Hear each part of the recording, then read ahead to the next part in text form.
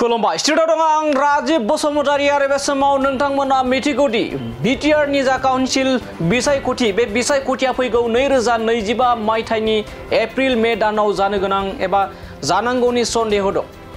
नाथाय बेनि सिगांनो गोख्रों एबा गोबां मानि बाथ्रा बुंदों बिटिआर नि मावफुं सोद्रोमा राकेश ब्रह्म बिथाङा, जेराव नोंथांमोना मिथिगौदि राकेश ब्रह्म बिथाङा बेरेखा दोलोनि सायाव गोबां मानि सरसा खालामबाय थायो एबा बेरेखा दोलोनि सायाव गोबां मानि बाथ्रा आरो अजद दिखांबाय थाबोनायखौ बे समाव नोंथांमोना मिथिखायो एबा बिथाङा जे बेफोरबायदि दान्थे बिदान्थे खालामनाय बाथ्राया गोरलै बाथ्रा एबा गोदान बाथ्रा नंला।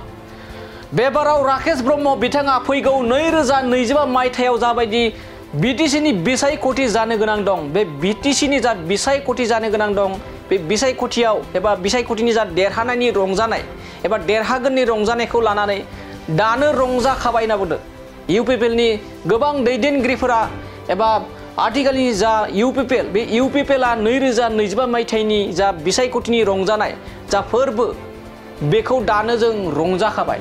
2025 मायथाइयाव जेबो साननो गोनां गैया, जेराव जथाय सरकार होनना बुङोब्ला इउपिपिएल, बिजेपि, एजिपि जथाय सरकार दानायाव जेबो साननांगौ गैला, जेराव देरहाखाबाय।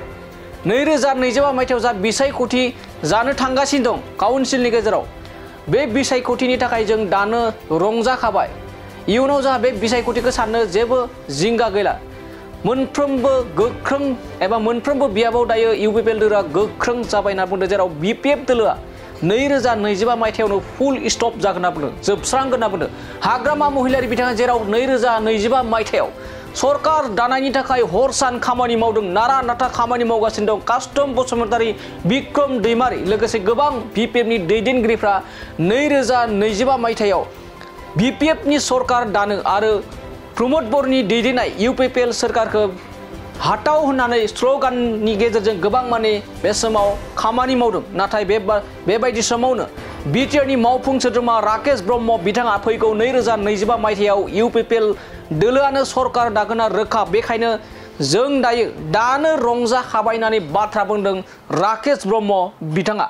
যোনটো বিটিসি নিৰ্বাচন হ'ব এইটোতো আজিৰে আমি এটা বিহু আমি আজিয়ে মানি আছোঁ, কাৰণ যি ধৰণৰে চিডলি বিধানসভাত যি ধৰণৰে ইউপিপিএল আৰু বিজেপিয়ে মিত্ৰতাৰে এটা সুন্দৰ এটা ৰিজাল্ট কৰিলে, ইয়াৰ পিছত আমি গম পাইছোঁ যে অহা বিটিসি ইলেকশ্যন নহয়, অহা 2026 যি বিধানসভা ইলেকশ্যন হ'ব 15টা সমষ্টি ইউপিপিএল আৰু বিজেপি ল'বলৈ গৈ আছে। আৰু অসমৰ মুখ্যমন্ত্ৰী ডাঙৰীয়াক আমি আৰামছে হাঁহি মুখেৰে আকৌ আমি মুখ্যমন্ত্ৰী বনাম, এইটো আমাৰ আজিৰ পৰাই আমাৰ বিহু লাগি আছে।